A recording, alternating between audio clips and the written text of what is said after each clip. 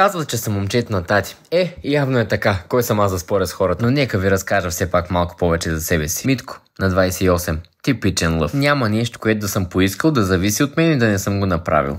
Тук присъствате на сбъдването на една моя мечта. Естествено със съдействието на баща ми. Защото съм на 28 и все още съм малък. Здравей, тати! Това, което виждате пред вас и се чудите най-вероятно защо боядисвам, чистя, правя, какво струвам.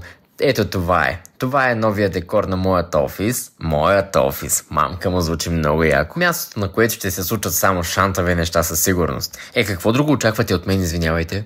Каде? Мечтаях се за място, на което мога да творя и да правя каквото си искам, когато поискам и както поискам, без никой да ми казва абсолютно нищо и да не ме гледа отстрани, се едно съм извънземно. Да, често ми се случва. Затова тези прозорци, които виждате тук, ще бъдат фолирани, за да не се налага да се чувствам аз като извънземно. И тъй като ми омръзна да се излагам в колата вече и да пея с пълно гърло, това реших да се направя офис, в който да пея и да ме чувате съседи. Тегата на страна, естествено. Надявам се да мога да работя в този офис, защото тук виждате колко е красиво. Мамка, много е яко.